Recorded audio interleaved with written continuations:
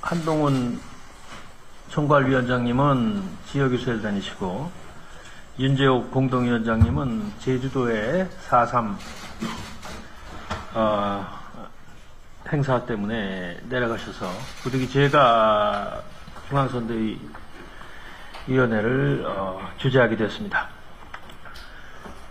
그 총선 유세에 문재인 전 대통령께서 나서서 많은 말씀을 하십니다.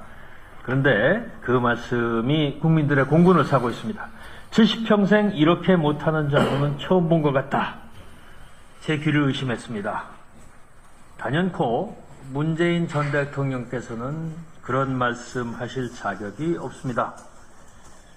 경제학 교과서 어디에도 없는 소득 주도 성장, 북한 김정은 정권과 2인 3각으로 만들어낸 가짜 평화쇼, 28전 28패로 끝나 서울에 아파트 없는 국민들을 벼락거지로 만든 부동산 정책, 권력을 통해서 찍어 누른 불법 탈원전 정책, 모두 문재인 전 대통령의 통치 결과입니다.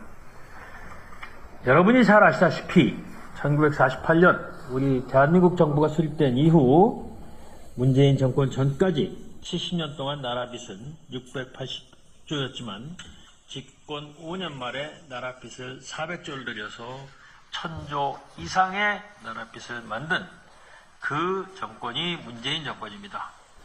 이렇게 문재인 전 대통령께서는 민생 정책을 말할 자격조차 없습니다. 전 대통령께서 또 국민들에게 사과해야 할 사항이 있습니다. 바로 지금의 민주당 이재명 대표와 후보들이 만든 난장판을 초래한 장본인이기 때문입니다. 문재인 전 대통령이 눈 떠보니 후진국이라고 하셨습니다. 토지거래 허가구역 지정 하루 직전에 군복무 중인 아들에게 수억 원대 부동산을 꼼수 증여한 공영훈 후보, 부부명의 강남 아파트 매수 시 대학생 딸을 통원해서 11억 원 불법 대출을 받은 양문석 후보, 20대인 두 아들에게 아빠 찬스로 한남동 단독주택을 증여하고 증여세까지 대납해준 양부남 후보, 이들 후보들을 보면서 우리 20대, 30대가 과연 선진국이라고 생각을 하겠습니까? 그렇게 만든 정권과 그렇게 만든 후보들이 바로 지금의 민주당 후보들입니다. 공영훈 후보는 젊은이들은 다 영끌 갭 투자하지 않느냐고 말을 합니다. 이렇게 큰 영끌 갭 투자하는 그런 젊은이들을 저는 본 적이 없습니다. 정말 작은 돈이라도 해서 영끌을 하겠다는 그런 정말 안타까운 이야기만 많이 들었을 뿐입니다. 문재인 정권의 조국 사태가 고스란히 생각이 납니다. 온 가족이 동원되어서 이 비비리에 가담하고 온 가족 모두가 유죄 판결을 받은 조국 일가, 온 가족이 아닙니다. 아빠, 엄마, 딸 세 사람이 유죄 판결을 받은 조국 일가가 입시 조작단을 보면서 문재인 정부 때는 공정하였다고 생각나는 국민들은 그 어디에도 없습니다. 이뿐이 아닙니다. 막말의 끝판왕들이 있습니다. 제가 이 자리에서 어느 말이 나왔는지 그 얘기는 하지 않겠습니다만은 김준혁 후보 참 엄청난 말들을 하고 아니다, 뭐 그걸 잘못했냐 버티다가 어제 마지못해 사과를 했습니다. 일 다 끝나고 나서 사과를 한들 무슨 소용이 있습니까? 이런 사과가 진정성이 있다고 생각하는 그런 국민들은 아무도 안 계실 겁니다. 이러고 나서 어느 날 또다시 비슷한 얘기를 할지 그것은 아마도 그럴 가능성이 꽤 크다, 이렇게 보입니다. 자, 우리 모두 이러한 후보들을 심판을 해야겠습니다. 우리 국민의힘은 이런 일을 하지 않습니다. 조금이라도 잘못된 말을 했으면 우리는 후보를 교체하기까지 합니다. 우리나라의 발전을 위해서, 대한민국의 지속 가능성을 위해서, 우리 후손들을 위해 한 걸음 한 걸음 우리 국민의힘은 나아가고 있고 나아가겠습니다. 국민들께서 윤석열 정부와 국민의힘의 힘의 지금의 노력을 알아주실 것이라 믿습니다. 내일 모레 5일부터는 사전투표가 시작이 됩니다. 국민 여러분의 현명하고 정의로운 한 표를 대한민국의 미래를 위해서 행사해 주시기를 간곡히 요청을 드립니다. 네, 이재명 대표가 이제 또 선거 때만 되면 쓰는 오래된 식상한 프레임인 친일 프레임을 선거에 이용하고 있습니다. 어제 본인이 재판받고 동작구를 찾아 유세를 했습니다. 재판받아서 정신이 없으신 것이었는지 아니면 과거에 최근에 본인이 중국 정부에 직접거리지 말고 세세만 하면 된다 하는 이런 바람을 일타기 위해서 이러는 건지 어디 가서 새삼스럽게 축돼 있는 국가 정체성이 중요하다고 이렇게 말하고 있습니다. 나경원 후보를 겨냥한 식상한 오래된 프레임이고 이제 국민들도 시청하는 그런 작법입니다. 이재명 대표는 이제 본인이 한 말을 위해서 우리 국민들이 얼마나 다투고 있는지 반성하시기 바랍니다. 요즘 화성의 공룡은 안산의 양문석, 수원의 김준혁 후보가 날만 새고 나면 새로운 사실이 밝혀지고 또 신종 기법으로 탈출받고 탈세하는 이런 것들이 벌어지고 있습니다. 도대체 우리 국민들은 지금 전국에 있는 총선건지 아니면 이 세 지역에 있는 보궐선건지 혼동할 정도로 이 세 후보의 민주당 후보의 부끄러운 모습들이 연일 방송되고 있습니다. 다 이재명 대표의 사천에 의한 결과라는 것, 이재명 대표는 물타기를 하고 있다고 생각합니다. 저는 여기에 또 한 사람, 부천의 김기표 후보를 또 소개하고자 합니다. 김기표 후보 문재인 정부 때 반부패 비서관을 지냈습니다. 오래 하지 못했습니다. 부동산 문제가 있어서 사표를 냈다고 들었습니다. 이 김기표 후보는 서울 마곡동에 상가 두 곳을 65억에 매입했습니다. 그런데 과정에서 50억 원을 대출받은 것으로 알려져 있습니다. 어떻게 이렇게 90%까지 대출이 가능했는지 정말 의혹이 있습니다. 또 김기표 후보는 대장동 변호사로서 그 혜택으로 공천받았다는 논란이 있습니다. 알다시피 김용 전 민주연구원 부원장의 정치자금법 위반 사건의 변호인을 총괄해서 그 덕으로 공천을 받은 사람입니다. 그리고 오죽하면 민주당 경선 과정에서 서진웅 후보도 이렇게 말했습니다. 고 노무현을 비웃거나 사람다운 세상에 어긋나는 것이 민주당의 정통성이 아니다. 부동산에 문제되어 공직을 사퇴했던 사람이 즉 김기표 후보를 말합니다. 본선에서는 이길 수 없다고 걱정하고 있습니다. 이제 우리는 또 공룡은 양문석 김준혁에 의해서 부천의 김기표 우리 힘으로 반드시 심판해야 될 것입니다. 국민 여러분의 현명한 선택을 기다립니다.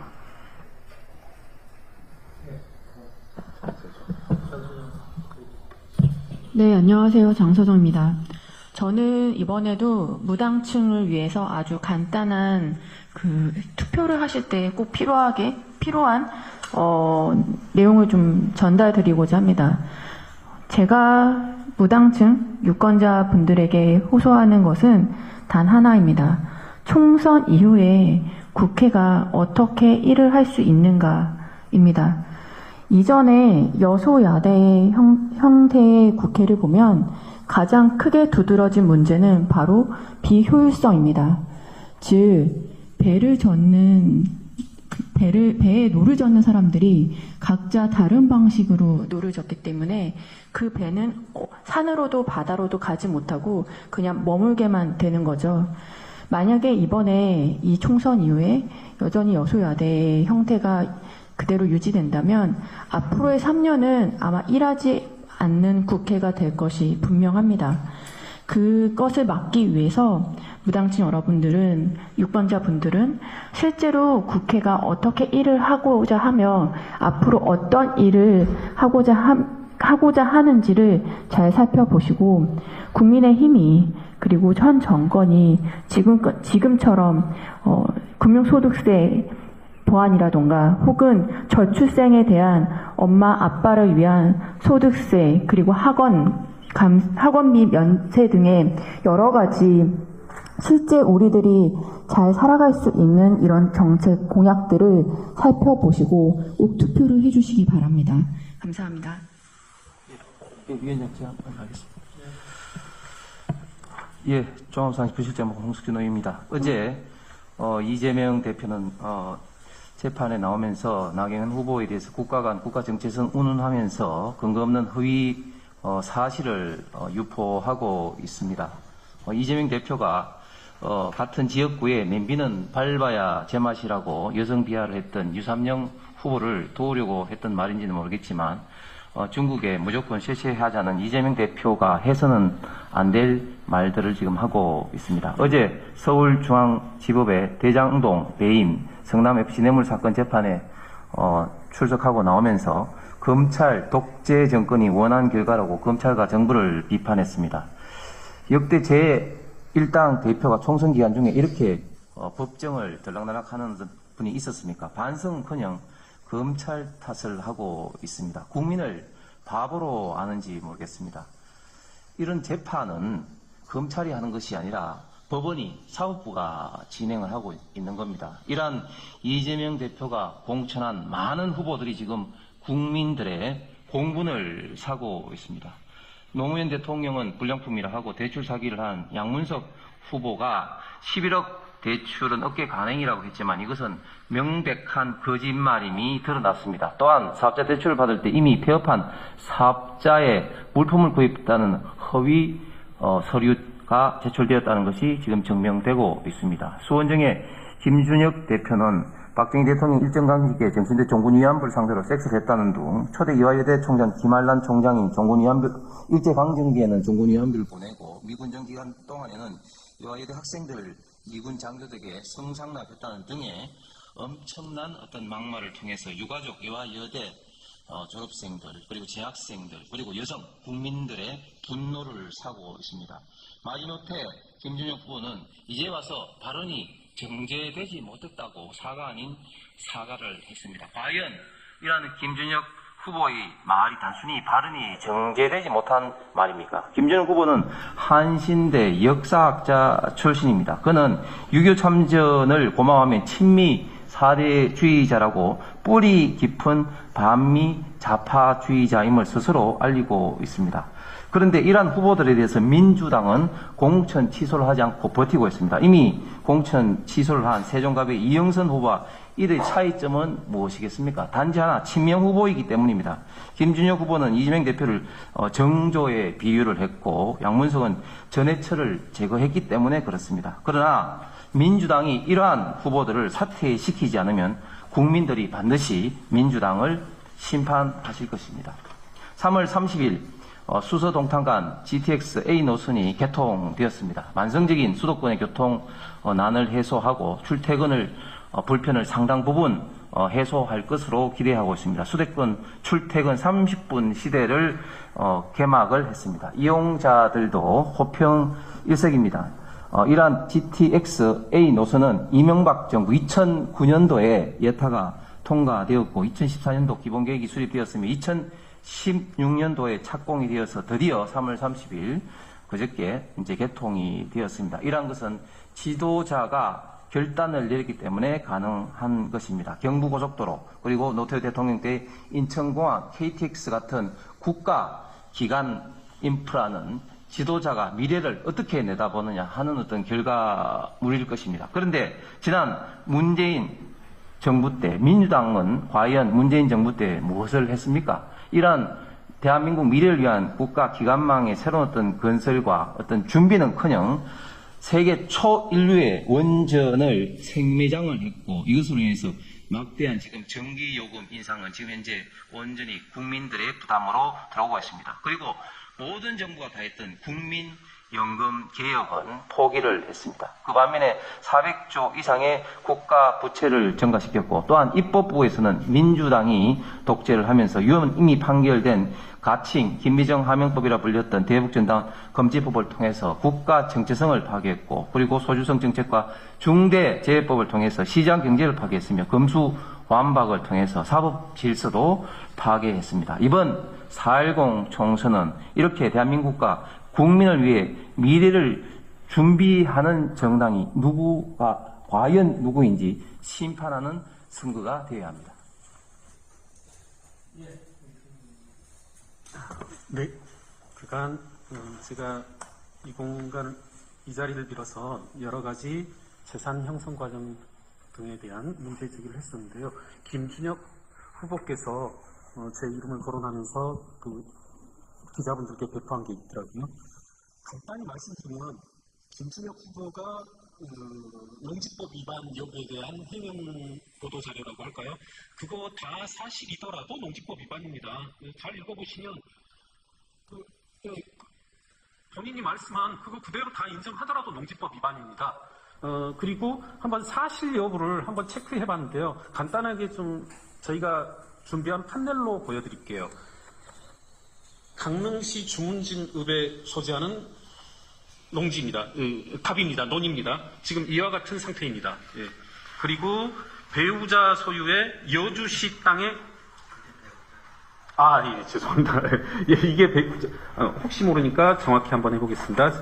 김준혁 후보의 죄송합니다. 이게 이제 배우자 소유이고요. 예, 감사합니다.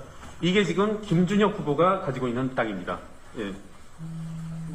이런 상태입니다. 그러니까 명백한 농지법 위반입니다. 또 하나 그간 기자분들이 여러 그간의 공직 후보자들의 농지법 위반 의혹 보도들이 있었는데요. 다 기억하시면 한 군데 토지입니다. 예를 들어 경남 충무에 있다, 어디에 있다. 이건 조금 반론의 소지가 있을 수 있거든요.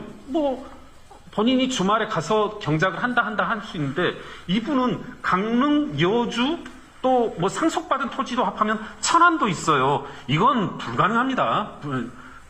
정상 참작의 여지도 없고 논리적 가능성도 없다라는 거. 이분이 농지법을 위반하지 않을 어떠한 논리적 구성도 불가능하다는 점을 말씀드리고요. 오늘은 박민규 후보, 관악갑 박민규 후보에 대해서 좀 말씀드리겠습니다. 관악갑의 박민규 후보가 소유하는 오피스텔이 이와 같이 있습니다. 이 건물입니다. 일가족이 보유하고 있습니다. 정확히 말씀드리자면 아버지, 어머니, 첫째 동생, 둘째 동생, 그러니까 5명이 일가를 이루면서 86개실을 이와 같이 보유하고 있습니다. 여러분, 이 보도에 따르면 대략 월세는 85만 원, 보증금에 따라 달라지겠죠. 85만 원, 75만 원, 그리고 관리비는 13만 원이라고 합니다. 대략 한 호실당 연간 얼마가 되겠습니까? 1,000만 원 정도가 나오겠네요. 그러니까 연간으로 따지자면 86개실이니까 8억 6천, 약 10억 가까이 됩니다. 관리비까지 하면. 자, 이분이 세금을 얼마를 냈을까요? 우리 흔히 임대소득이라고 하면 불로소득이라고 하고, 세금은 중과세가 될 수밖에 없습니다. 필요 경비가 거의 인정이 되지 않기 때문에. 한번 간단히 머릿속으로 떠오르는 금액이 있나요? 자, 박민규 본인의 2023년 세금 납부액을 이번에 신고한 내역 그대로 보여드릴게요. 단위 1,000원이니까 얼마입니까? 170만 원입니다. 가능한가요? 여러분 판단에 맡기겠습니다. 이게 1개년이냐 보시면 이렇게 정리를 해봤습니다. 이 박민규 후보가 이와 같은 건물에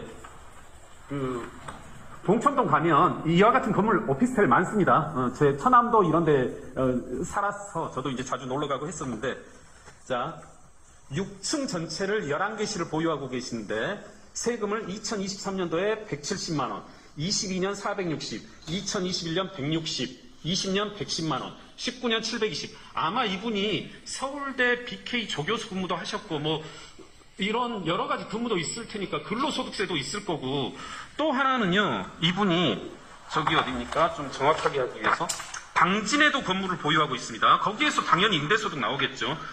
신고가액 2억 9천짜리니까 기준 시가 2억 9천짜리면 시가는 상당한 금액입니다. 당진에도 건물을 가지고 있는데 이와 같이 세금을 냈고, 여러분 한번 같이 한번 생각해 보자고. 저는 항상 같이 생각해 보자고 하는데, 대개는 6층을 박민규 씨가 가지고 있고, 박민규 후보가 가지고 있고, 다른 층들, 아버지가 같은 건물에 35개실, 어머니가 22개실, 첫째 동생이 9개실, 둘째 동생이 2개실 하면, 이때 세무대리인은 되게 한 명이 해가지고 여러 가지 목적을 세무대리인은 한 분이 합니다. 자, 공직의 출마 의지를 가지고 있는 박민규 후보가 연간 110만 원, 160만 원 세금 신고를 했다라면, 공직의 생각, 의사가 없는 아버지, 어머니, 첫째 동생, 둘째 동생은 어떻게 신고했을까요? 비슷하지 않을까요? 같은 세무대리인이 신고했을 확률 매우 높고, 공직에 출마할 의지도 없으신 분들이 어떻게 신고하셨을까?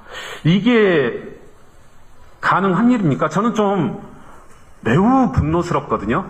연간 10억 가까이, 당진까지 하면은 뭐 연간 10억이 될 테고, 다른 뭐 건물들도 가지고 있을 가능성도 있고, 뭐 동생분들이나.